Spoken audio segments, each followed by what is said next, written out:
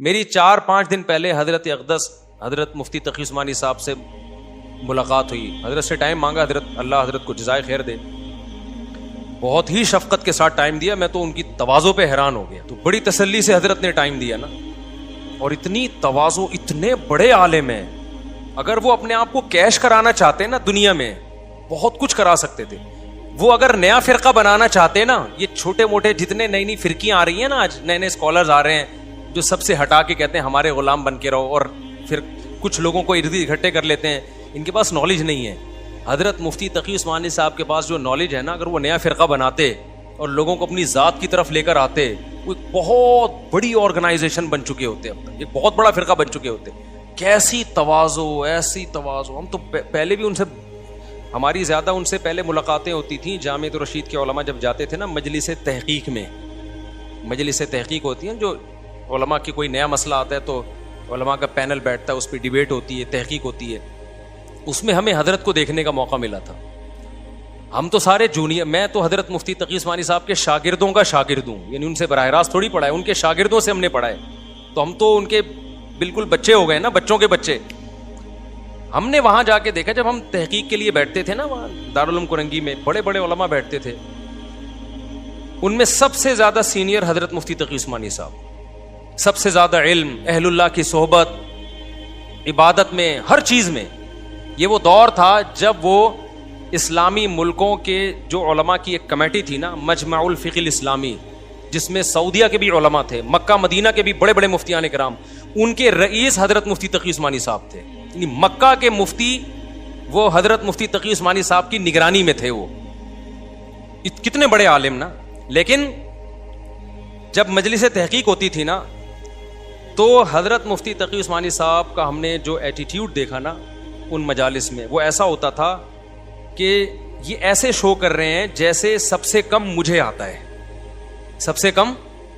یعنی میں سیکھنے, اور بولتے بھی تھے کہ بھائی ہم سیکھنے کے لیے بیٹھے ہیں. علم کے ساتھ اگر اللہ کی محبت ہوگی نا دل میں, اللہ کا خوف, تو پھر عالم ایسا ہوتا ہے.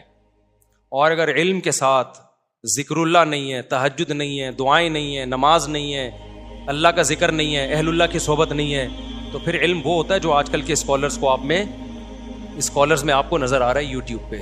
4 چیزیں سیکھ کے ایسی تعلی اور ایسی کبریائی, اپنی ایسی بڑائی کہ میں یہ کہہ رہا ہوں. ہم نے اپنے بڑوں میں کبھی یہ کہتے ہوئے نہیں سنا کہ میں یہ کہہ رہا ہوں. بھائی بعض علماء نے یہ کہا ہے, ہماری رائے یہ ہے کہ یہ زیادہ ٹھیک موقف ہے, بس اس سے زیادہ نہیں. تو ایسے حضرت مفتی تقی صاحب بیٹھتے تھے جیسے سب سے کم علم ان کے پاس ہے.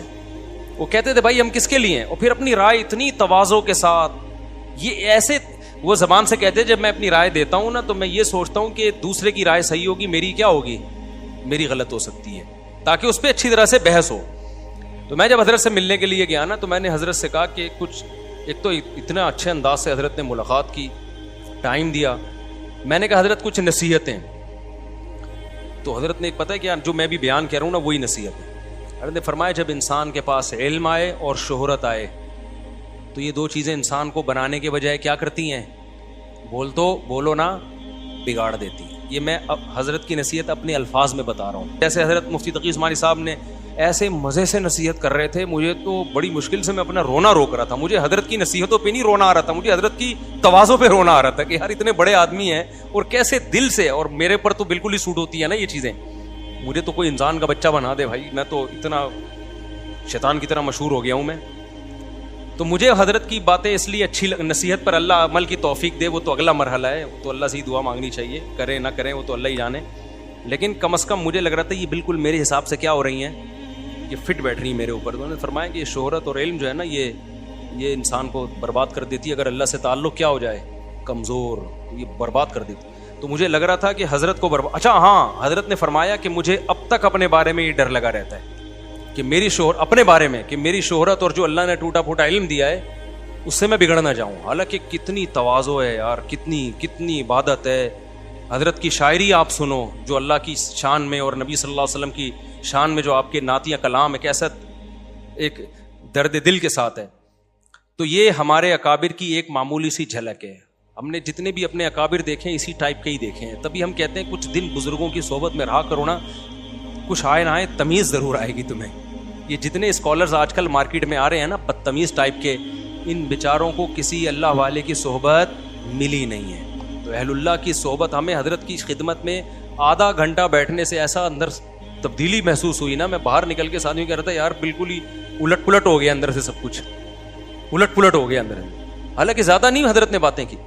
دینی پروگرامز کی پروفیشنل میڈیا کوریج کا بااعتماد نام میسج ٹی وی. محفل کرت ہو یا حمد و نعت, ختم نبوت کانفرنس ہو یا سیرت النبی صلی اللہ علیہ وسلم کا جلسہ, عظمت صحابہ کانفرنس ہو یا کوئی سیمینار, الحمدللہ میسج ٹی وی گزشتہ 12 سال سے پاکستان کے طول و عرض سمیت انگلینڈ, ہانگ کانگ, ملیشیا اور بھارت سمیت دنیا بھر میں پروگرامز کی پروفیشنل میڈیا کوریج کر رہا ہے. اگر آپ بھی اپنے دینی پروگرام کی high quality video recording, live نشریات, digital photography, event report, drone footage کے ذریعے کوریج چاہتے ہیں تو میسج ٹی وی سے دیے گئے نمبر یا ای میل کے ذریعے رابطہ کریں.